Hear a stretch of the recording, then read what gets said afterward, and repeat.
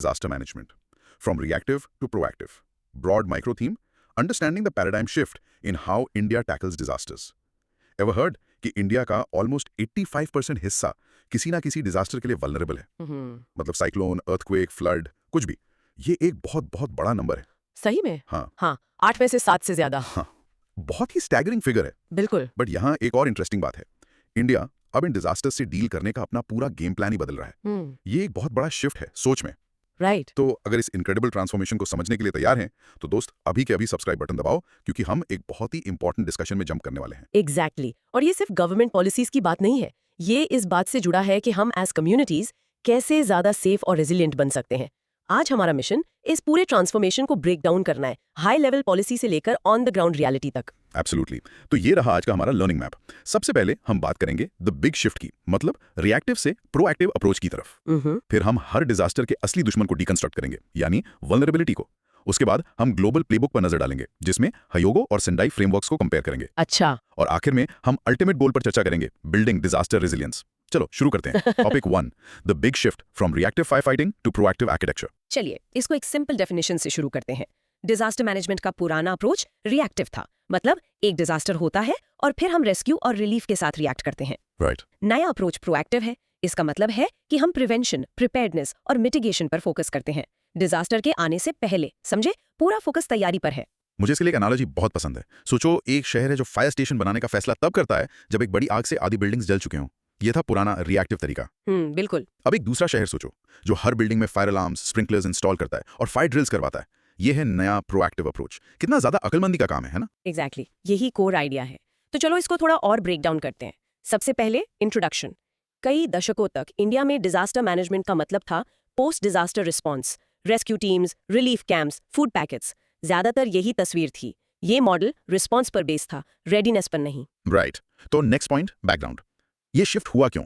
आखिर इसकी जरूरत क्यों पड़ी? जरूरत इसलिए पड़ी क्योंकि इसके बिना काम नहीं चल सकता था। डिजास्टर्स की फ्रीक्वेंसी और इंटेंसिटी बढ़ती जा रही थी और सिर्फ रिएक्ट करना बहुत महंगा पड़ रहा था, लाइव्स के मामले में भी और इकोनॉमिक लॉसेस के मामले में भी। सही बात है। पुराना मॉडल इंडिया जैसे बड़े और वल्नरेबल देश के लिए सस्टेनेबल ही नहीं था। एक बदलाव की सख्त जरूरत थी। ओके, तो इससे हम आते हैं इस नए अप्रोच के कोर लॉजिक पर। बिल्कुल। इस शिफ्ट की नींव है डिजास्टर मैनेजमेंट एक्ट 2005। इसने एक मजबूत इंस्टीट्यूशनल फ्रेमवर्क बनाया। टॉप पर है नेशनल डिजास्टर मैनेजमेंट अथॉरिटी, यानी एनडीएमए। एनडीएमए, हाँ। फिर स्टेट और डिस्ट्रिक्ट लेवल्स पर आपके पास है एसडीएमएस और डीडीएमएस। इससे क्लियर चेन ऑफ कमांड और रिस्पॉन्सिबिलिटी बनती है। और ये सिर्फ स्ट्रक्चर की बात नहीं है, पैसे की भी बात है। सोर्सेज में इसके लिए सीरियस फाइनेंशियल कमिटमेंट का जिक्र है।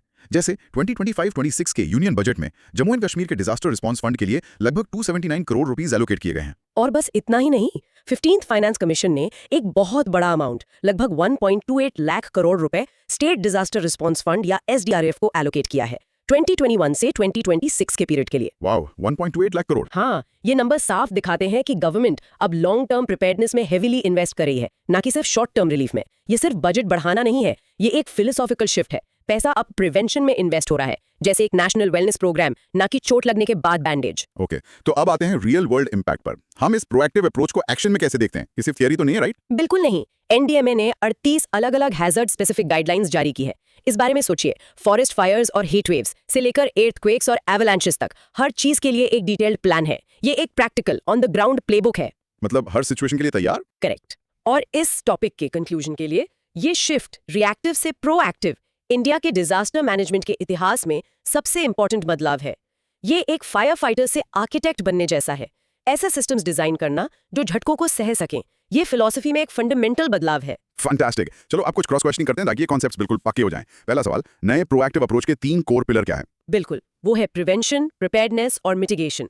याद रखना, सारा खेल इस बात का है कि आप डिजास्टर से पहले क्या करते हैं। ग्रेट। दूसरा सवाल, एनडीएमए का फुल फॉर्म क्या है और ये कब एस्टैब्लिश हुआ था? एनडीएमए का मतलब है नेशनल डिजास्टर मैनेजमेंट अथॉरिटी, और ये 2005 में एस्टैब्लिश हुई थी। वही टर्निंग पॉइंट था। परफेक्ट। तीसरा सवाल, 15th फाइनेंस कमीशन ने एसडीआरएफ के लिए 2021-26 तक कितना पैसा एलोकेट किया? अप्रॉक्सीमेट फिगर बताओ। फाइनेंशियल बैकिंग का पता चलता है। Spot on. चौथा सवाल, एनडीएमए ने कितनी हैजर्ड स्पेसिफिक गाइडलाइंस जारी की हैं और इस नंबर से क्या पता चलता है? 38 गाइडलाइंस। इससे ये पता चलता है कि अप्रोच बहुत ही डिटेल्ड और मल्टी हैजर्ड है। वो हर चीज के बारे में सोच रहे हैं। एक्सीलेंट। आखिरी सवाल, हमने रिएक्टिव से प्रोएक्टिव शिफ्ट को समझाने के लिए कौन सी सिंपल एनालॉजी इस्तेमाल की? फायर स्टेशन वाली एनालॉजी। आग लगने के बाद फायर स्टेशन बनाना वर्सेस पहले से ही स्प्रिंकलर्स और अलार्म्स लगाना। ये इस शिफ्ट के एसेंस को बिल्कुल आसानी से समझाती है। ब्रिलियंट। अब एक छोटा सा काम, पॉज करके इस लाइन को जोर से बोलने की प्रैक्टिस करें। The shift in India's disaster management is from a reactive, relief-centric model to a proactive model focused on prevention, preparedness and mitigation. चलिए, प्रैक्टिस कीजिए। इन शॉर्ट, इंडिया अब डिजास्टर्स के होने का इंतजार नहीं कर रहा है, वो उनके इम्पैक्ट को शुरू होने से पहले ही कम करने के लिए एक्टिवली काम कर रहा है। ओके, आगे बढ़ते हैं। Topic 2, understanding the real enemy, vulnerability. तो वल्नरेबिलिटी आखिर है क्या? सिंपल शब्दों में ये सिर्फ किसी खतरनाक जगह पर होना नहीं है, ये आपकी ससेप्टेबिलिटी का डिग्री है। मतलब एक हैजर्ड से आपको कितना नुकसान हो सकता है। थोड़ा सोच लो, हैजर्ड तो सबके लिए सेम हो सकता है, पर उसका असर आपकी वल्नरेबिलिटी के हिसाब से अलग-अलग होगा। इसका एक सुपर क्लियर एग्जांपल है। सोचो एक पावरफुल साइक्लोन एक कोस्टल एरिया को हिट करने वाला है। उसके रास्ते में 2 घर हैं। एक अच्छी तरह से बना हुआ रीइंफोर्स्ड कंक्रीट का स्ट्रक्चर है, दूसरा मिट्टी और फूस का बना एक कमजोर झोपड़ा है। हैजार्ड यानी साइक्लोन दोनों के लिए बिल्कुल सेम है, लेकिन कौन सा घर तबाह होने की ज्यादा संभावना रखता है? झोपड़ा। आखिर क्यों? क्योंकि उसकी फिजिकल वल्नरेबिलिटी बहुत ज्यादा है। Perfect example. तो चलो वल्नरेबिलिटी के डायमेंशंस को और गहराई से समझते हैं। पहले इंट्रोडक्शन। किसी भी डिजास्टर डिस्कशन में हम अक्सर हैजार्ड पर ही फोकस करते हैं, अर्थक्वेक, फ्लड, लेकिन सोर्स मटेरियल ये साफ करता है कि डिजास्टर के इम्पैक्ट को समझने के लिए वल्नरेबिलिटी को समझना कहीं ज्यादा जरूरी है। वल्नरेबिलिटी उस इक्वेशन का ह्यूमन साइड है। और इसका बैकग्राउंड ये है कि इंडिया कॉम्प्लेक्स वल्नरेबिलिटी का एक टेक्स्ट बुक केस है। हमारी आबादी बहुत बड़ी है, ज्योग्राफी डाइवर्स है, पहाड़ों से लेकर समुद्र तट तक, और इकोनॉमिक डिस्पैरिटीज भी बहुत हैं। सही। ये कॉम्बिनेशन वल्नरेबिलिटी की कई लेयर्स बनाता है, जिससे डिजास्टर मैनेजमेंट बहुत ही चैलेंजिंग हो जाता है। पहले है फिजिकल वल्नरेबिलिटी। ये आपकी लोकेशन और इंफ्रास्ट्रक्चर से जुड़ी हुई है। जैसे कोस्टल ओडिशा की कम्युनिटीज साइक्लोन्स के लिए फिजिकली वल्नरेबल हैं, पुरानी कमजोर इमारतें अर्थक्वेक्स के लिए वल्नरेबल हैं। राइट। दूसरी है सोशल वल्नरेबिलिटी। ये डेमोग्राफिक फैक्टर्स से रिलेटेड है। बुजुर्ग, बच्चे और अकेले रहने वाले लोग अक्सर ज्यादा रिस्क पर होते हैं। जेंडर भी एक रोल प्ले करता है, क्योंकि कभी-कभी महिलाओं के पास रिसोर्सेज तक पहुंच कम होती है। अच्छा, तीसरी है इकोनॉमिक वल्नरेबिलिटी। गरीब कम्युनिटीज के पास तैयारी और रिकवरी के लिए कम संसाधन होते हैं। एक किसान जिसकी पूरी रोजी रोटी एक ही फसल पर निर्भर है, वो सूखे के लिए इकोनॉमिकली बहुत वल्नरेबल है। Make sense. चौथी है एनवायरमेंटल वल्नरेबिलिटी। ये हमारे नेचुरल इकोसिस्टम्स की हेल्थ के बारे में है। जैसे मैंग्रोव फॉरेस्ट्स को काटने से स्टॉर्म सर्जेस के खिलाफ एक नेचुरल बैरियर हट जाता है, जिससे कोस्टल एरियाज की वल्नरेबिलिटी बढ़ जाती है। ओके, और आखिरी? और आखिर में है इंस्टीट्यूशनल वल्नरेबिलिटी। ये कमजोर गवर्नेंस सिस्टम्स के बारे में है। अगर अर्ली वार्निंग सिस्टम्स ठीक से काम ना करें या कोई क्लियर डिजास्टर रिस्पांस प्लान ना हो, तो ये एक इंस्टीट्यूशनल फेलियर है जो सबकी वल्नरेबिलिटी बढ़ाता है। तो इस सबको समझने का रियल वर्ल्ड इंपैक्ट ये है कि इससे बहुत ज्यादा स्मार्ट प्लानिंग हो सकती है। आप सिर्फ अर्थक्वेक जोन्स का मैप नहीं देखते, आप उस पर बिल्डिंग क्वालिटी, पॉपुलेशन डेंसिटी और पॉवर्टी लेवल्स का डेटा भी ओवरले करते हैं। प्रिसाइसली। और इंडिया बिल्कुल यही कर रहा है। सोर्सेज से एक बेहतरीन एग्जांपल है हमारी सीस्मिक हैजर्ड मैपिंग का एवोल्यूशन। 1956 में ये एक सिंपल सा 3 जोन सिस्टम था। अब ब्यूरो ऑफ इंडियन स्टैंडर्ड्स एक कहीं ज्यादा साइंटिफिक और एक्यूरेट 4 जोन क्लासिफिकेशन यूज करता है। ये वल्नरेबिलिटी की गहरी समझ का ही नतीजा है। और इस टॉपिक के कंक्लूजन के लिए, वल्नरेबिलिटी से निपटना डिजास्टर रिस्क को कम करने का सबसे प्रभावी तरीका है। आप शायद अर्थक्वेक को आने से ना रोक सकें, लेकिन आप उसके प्रति अपनी वल्नरेबिलिटी को जरूर कम कर सकते हैं, मजबूत घर बनाकर, बेहतर सोशल सेफ्टी नेट्स बनाकर और रोबस्ट इंस्टीट्यूशंस के जरिए। फैंटास्टिक। चलो अब वल्नरेबिलिटी पर क्रॉस क्वेश्चनिंग का टाइम है। तैयार? पहला सवाल, अपने शब्दों में हैजर्ड और वल्नरेबिलिटी के बीच क्या फर्क है? हजार्ड वो नेचुरल इवेंट है, जैसे साइक्लोन। वल्नरेबिलिटी उस इवेंट से नुकसान होने की मानव या सिस्टम की ससेप्टेबिलिटी है, जैसे वो कमजोर बना हुआ घर। समझे? हजार्ड ट्रिगर है, वल्नरेबिलिटी कमजोरी है। परफेक्ट। दूसरा सवाल, हमने जिन 5 टाइप्स की वल्नरेबिलिटी डिस्कस की, उनके नाम बताओ। फिजिकल, सोशल, इकोनॉमिक, एनवायरमेंटल और इंस्टीट्यूशनल। इन 5 को याद रखने से रिस्क की पूरी तस्वीर साफ हो जाती है। ग्रेट। तीसरा, एनवायरमेंटल वल्नरेबिलिटी का एक क्लियर एग्जांपल दो। समुद्र तट के किनारे मैंग्रोव फॉरेस्ट का खत्म होना, जो सुनामीज और साइक्लोन्स के खिलाफ नेचुरल शील्ड का काम करते हैं। उनके नष्ट होने से कोस्टलाइन बहुत ज्यादा वल्नरेबल हो जाता है। एक्सीलेंट। चौथा सवाल, इंडिया की साइस्मिक हैजार्ड मैपिंग कैसे इवॉल्व हुई है और इस एवोल्यूशन से क्या पता चलता है? ये 3 जोन सिस्टम से एक ज्यादा एक्यूरेट 4 जोन सिस्टम में इवॉल्व हुई है। इससे पता चलता है कि हमारा रिस्क असेसमेंट अब ज्यादा साइंटिफिक और न्यूएंस्ड हो रहा है। हम फिजिकल वल्नरेबिलिटी के स्पेसिफिक एरियाज को बेहतर तरीके से पहचान रहे हैं। ऑसम। आखिरी सवाल इस राउंड का, अक्सर हैजर्ड को कंट्रोल करने से ज्यादा वल्नरेबिलिटी को कम करने पर फोकस करना क्यों जरूरी है? क्योंकि हम अक्सर हैजर्ड को कंट्रोल नहीं कर सकते। आप अर्थक्वेक को रोक नहीं सकते, लेकिन हम अपनी वल्नरेबिलिटी को जरूर कंट्रोल कर सकते हैं, बेहतर बिल्डिंग बनाकर, स्मार्ट प्लानिंग करके और हमारे समाज के सबसे कमजोर ग्रुप्स को प्रोटेक्ट करके। असली पावर वही है। इससे बेहतर नहीं कहा जा सकता था। ठीक है, अब प्रैक्टिस का टाइम। ऑडियो को पॉज कीजिए और इस लाइन को जोर से बोलने की प्रैक्टिस कीजिए। Vulnerability is a multi dimensional concept including physical, social, economic, environmental and institutional factors, and reducing it is की टू डिजास्टर मैनेजमेंट। चलिए रिहर्स कीजिए। इन शॉर्ट, डिजास्टर से प्रभावी ढंग से लड़ने के लिए आपको पहले अपनी कम्युनिटी की स्पेसिफिक कमजोरियों यानी वल्नरेबिलिटीज को समझना और एड्रेस करना होगा। चलिए अपने तीसरे टॉपिक की तरफ बढ़ते हैं। Topic 3, the global playbook, Hyogo versus Sendai framework. पहले इसको डिफाइन करते हैं। हयोगो और सेंडाई फ्रेमवर्क्स कोई कानून नहीं है, लेकिन ये मेजर ग्लोबल अग्रीमेंट्स हैं जिन पर इंडिया सहित कई देशों ने साइन किया है। ये डिजास्टर रिस्क रिडक्शन यानी डीआरआर में नेशनल एफर्ट्स को गाइड करने के लिए एक कॉमन सेट ऑफ गोल्स और प्रायोरिटीज प्रोवाइड करते हैं। और इसके लिए मेरे पास एक ग्रेट एनालॉजी है। हयोगो फ्रेमवर्क को एक बेसिक फर्स्ट एड मैनुअल समझो। ये बताने में बहुत अच्छा है कि चोट लगने के बाद डैमेज को कम करने के लिए क्या करना है। अब सेंडाई फ्रेमवर्क को एक complete health and wellness guide समझो। ये आपको बताता है कि अच्छा खाना कैसे खाएं, एक्सरसाइज कैसे करें और एक हेल्दी लाइफस्टाइल कैसे जिएं ताकि आप पहले से ही बीमार ना पड़े। ये एक बहुत ज्यादा होलिस्टिक अप्रोच है। कूल ना? ये बहुत इफेक्टिव एनालॉजी है। चलो इसको ब्रेक डाउन करते हैं। सबसे पहले इंट्रोडक्शन। ये समझना जरूरी है कि इंडिया ये सब अकेले ही फिगर आउट नहीं कर रहा है। देश डिजास्टर मैनेजमेंट पर एक ग्लोबल कॉन्वर्सेशन का एक्टिव पार्टिसिपेंट है।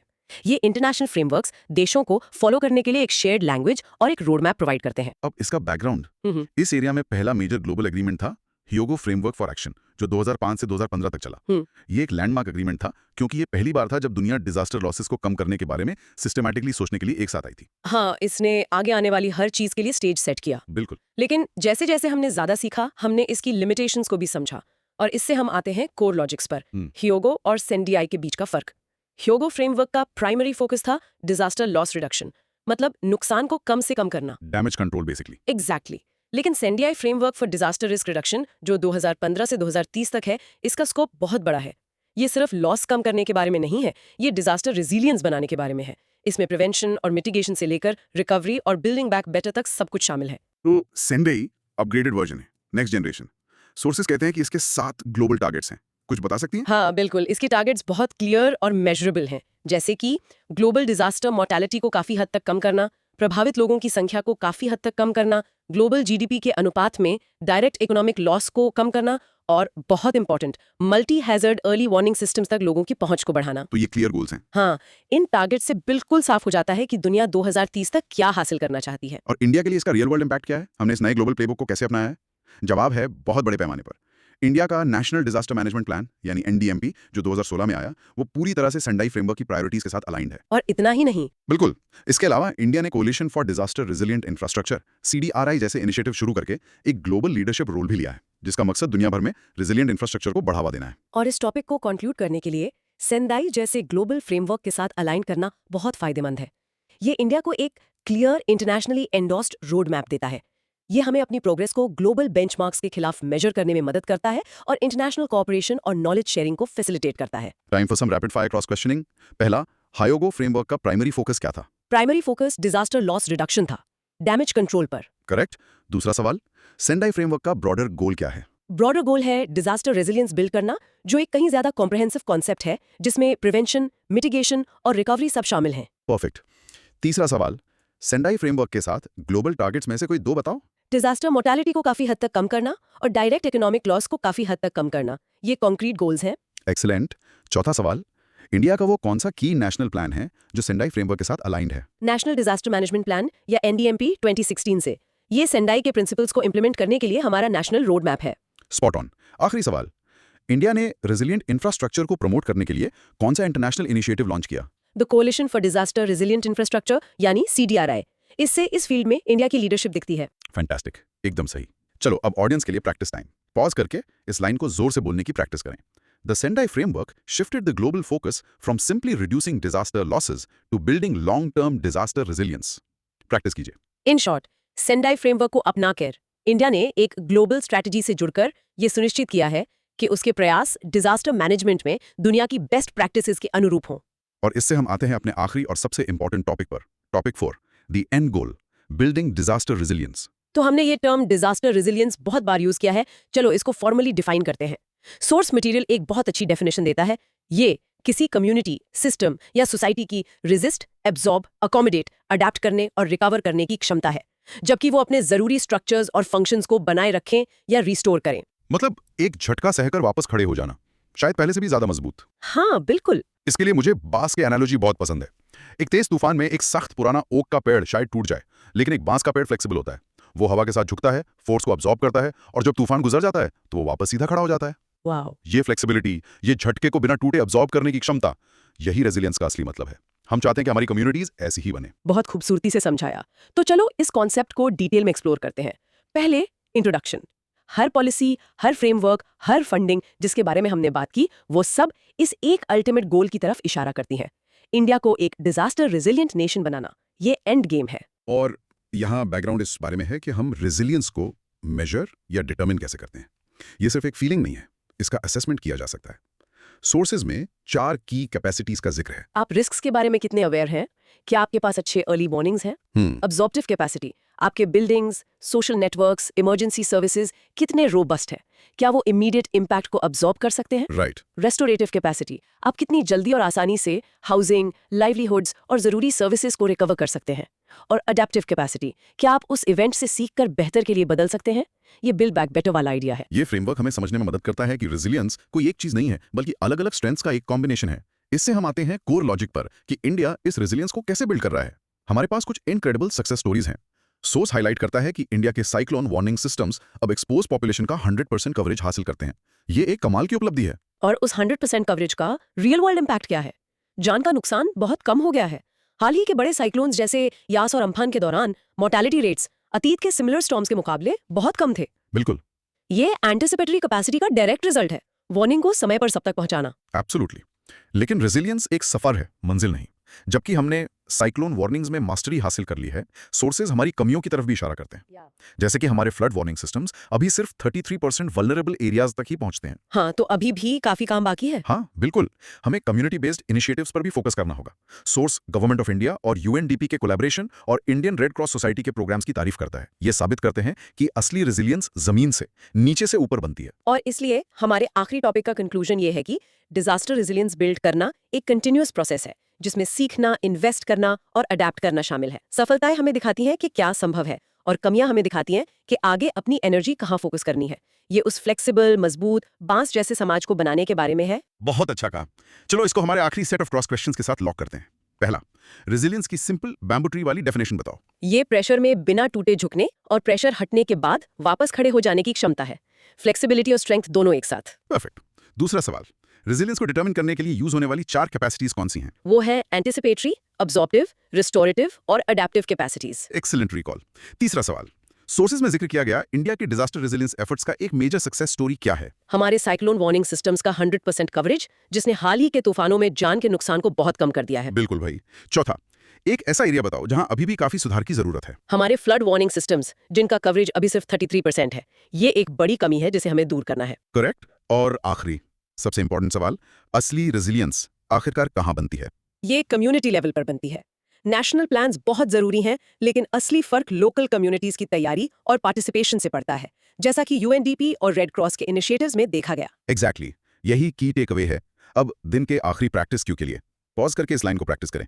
Disaster resilience is the ability to anticipate, absorb, recover from and adapt to hazards, a goal India is pursuing through better early warning systems and community engagement. इस विचार को rehearse करें। In short, सभी disaster management प्रयासों का अंतिम लक्ष्य एक रेजिलिएंट इंडिया बनाना है। एक ऐसा राष्ट्र जो आपदाओं का सामना मजबूती, लचीलेपन और बेहतर तरीके से वापस खड़े होने की क्षमता के साथ कर सके। तो चलो आज हमने जो भी कवर किया है उसका एक फाइनल एंथुसियास्टिक रीकैप करते हैं। हमारा ब्रॉड माइक्रो थीम आज था इंडिया डिजास्टर से कैसे निपटता है, उसमें आए पैराडाइम शिफ्ट को समझना। हमने इसको 4 की टॉपिक्स में तोड़ा। पहले हमने द बिग शिफ्ट के बारे में बात की, रिएक्टिव फायर फाइटिंग से प्रोएक्टिव अप्रोच की तरफ, जो प्रिवेंशन और प्रिपेयर्डनेस पर फोकस्ड है और जिसे एक मजबूत इंस्टीट्यूशनल और फाइनेंशियल फ्रेमवर्क सपोर्ट करता है। दूसरा, हमने वल्नरेबिलिटी को डीकंस्ट्रक्ट किया, उसे एक मल्टी डायमेंशनल दुश्मन के रूप में समझा जिसके फिजिकल, सोशल, इकोनॉमिक, एनवायरमेंटल और इंस्टीट्यूशनल चेहरे हैं। राइट। तीसरा, हमने द ग्लोबल प्लेबुक को एक्सप्लोर किया, पुराने हायोगो फ्रेमवर्क को ज्यादा कॉम्प्रिहेंसिव सेंडाई फ्रेमवर्क से कंपेयर किया, जिसे इंडिया ने पूरी तरह से अपनाया है। बिल्कुल। और आखिर में हमने the ultimate goal, building disaster resilience पर चर्चा की, उसे बिना टूटे झुकने की क्षमता के रूप में डिफाइन किया और इंडिया की सफलताओं और चल रही चुनौतियों को हाईलाइट किया। Fantastic summary. अब सबको इस कंटेंट को आसानी से समझने में मदद करने के लिए यहाँ 6 शॉर्ट कंटेंट प्रोब्स हैं। इनका जवाब जोर से देने की कोशिश करें। 1. डिजास्टर मैनेजमेंट के प्रोएक्टिव अप्रोच के 3 कीवर्ड्स बताइए। 2. वल्नरेबिलिटी के 5 टाइप्स की लिस्ट बनाइए। 3. हायोगो और सेंडाई फ्रेमवर्क्स के फोकस में की डिफरेंस क्या है। 4. इंडिया का कौन सा नेशनल प्लान सेंडाई फ्रेमवर्क के साथ अलाइंड है। 5. इंडिया के साइक्लोन वार्निंग सिस्टम्स पॉपुलेशन के कितने प्रतिशत को कवर करते हैं।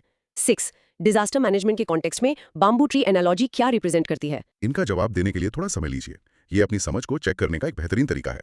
और अब आपके लिए आखिरी चैलेंज वो ये है, वल्नरेबिलिटी का एक टाइप चुनिए, जैसे इकोनॉमिक या एनवायरमेंटल, और सोचिए कि ये आपके अपने लोकल एरिया या कम्युनिटी पर कैसे लागू होता है। बस 2 मिनट इसके बारे में सोचिए।